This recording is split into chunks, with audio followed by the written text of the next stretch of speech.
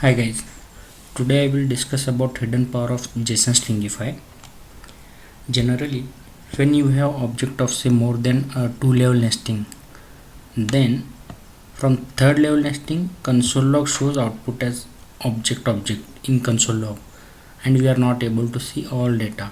But if you use JSON.stringify, you can log complete object irrespective of how many object nesting is there. All object data will get printed on screen, and we can also prettify the output in using JSON.stringify. So let's see what we can do with JSON.stringify. Here this is the syntax of JSON.stringify. If you see here, there are three parameters or arguments we have to pass to JSON.stringify function. First is value, any value, either it is primitive or object. But in case of object, this is more useful. In case of primitive, it will print value as it is, so there is no use in case of primitive values. Suppose we are passing here one deep nested object, and that object has suppose more than 3 level of nesting, and this is second parameter is replacer function. This is callback function, and it can act as replacer or filter or transformer. It means if you want to transform some of the key or value of that object, then you can use it as a transformer. And say if you want to filter out some keys from that object, so in that case also you can use this replacer or this second parameter as filter function. And the third argument is space. How many this adds indentation, white space and line break characters to the return value, so it makes reading of the console logs it's more easier, prettier. This is the syntax, and let's see. We have this family object, and in this object we have name. This is Bachchan family. Male is Harivansh Rai, female is Teji.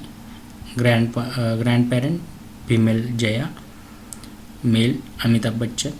Parent Aishwarya, female means mummy Aishwarya, papa or male Abhishek, and their children is female Aradhya. So this is the nesting. If you see here, it's 1 2 3 4 level of nesting. But when you do a simple console log and want to see the family object in console log, let's see what will happen. As usual setup, this is index.js, and just included this index.js in index.html, and running that this setup using live server, which runs the setup on port 5500. Open console log and run this. Okay, if you see here, let's filter out only console log. Fine. Okay, I don't want this. See, if you see here, now great grandparent is not, it is showing this as dot dot dot, and you have to manually expand each object, right? But if you run that using this JSON.stringify, we are passing second argument replacer as null, and let's see what we can see.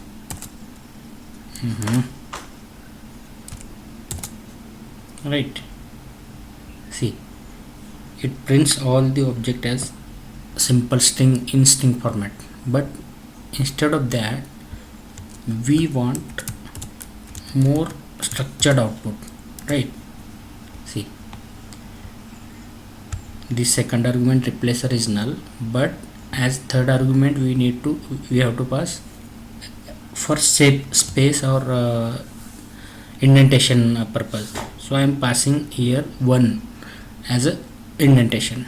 If you see here, this opening and closing bracket, each individual nesting will get indented with 1 space.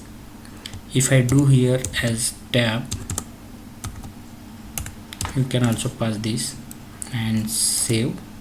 See, this is tab, right?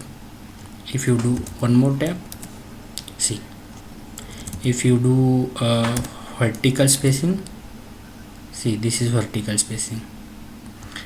This vertical space will render more properly on node side. I will show that in node.js, right? So I will keep this as 3. See, now 1 2 3 1 2 3 1 2 3 1 2 3 1 2 3, right? So let's see next one. Now instead of that, I want to print like this, just simply passing a tab character and this fire image. This is what we can say Unicode character. You can put any Unicode character in this stringify. And how you can get that Unicode character? Just on Ubuntu, I don't know about Windows and other OS. On Ubuntu, just open just open text editor and right click here, insert emoji. See, you get all the emoji. Just copy and paste. Now see, right? Simple. Let's comment this. If you see, this liner is just one function with console logging all these Unicode characters, smileys, angry, goggle face, right? Now we have seen this. Let's uncomment this and see the output.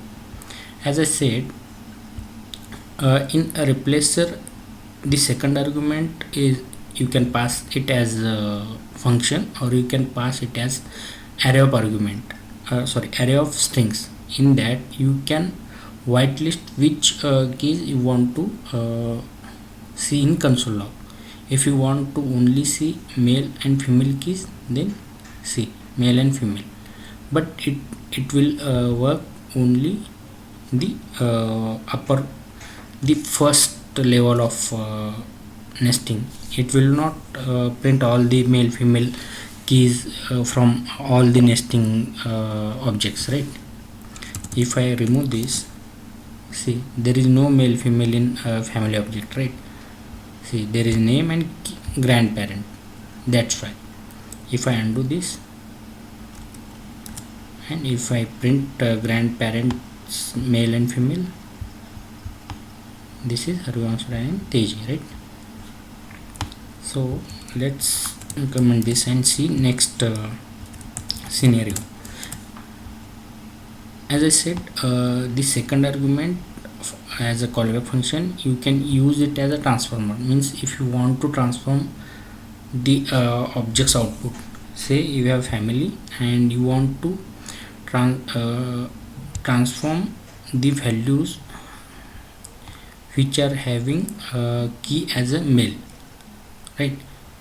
See, key is equal to male, then we want to transform that male key's value to uppercase, else we are keeping all other as it is. Now if you see, male Harivansh Rai Bachchan is male, uppercase. Again Amitabh, male Abhishek, all females are in lowercase. If you want to see this for female, let's see. Now see, all females are in uppercase, right? So you can use second callback argument as transformer also, and for filter purpose also. Say you don't want any male details in your output, you only want female details, right? So remove all male keys or any condition you want. I am applying for male condition. In that case you just need to return undefined. So for undefined values it will remove all the keys for that male. If you see here, there is no male details. It will have only female details. And do we need to return undefined or any false value? Say I am returning false. Will it work? I also don't know. No.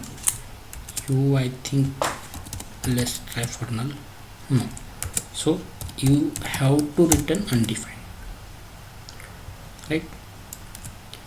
So let me know in comment, do you know this trick, and how much helpful is this? So thank you for your time.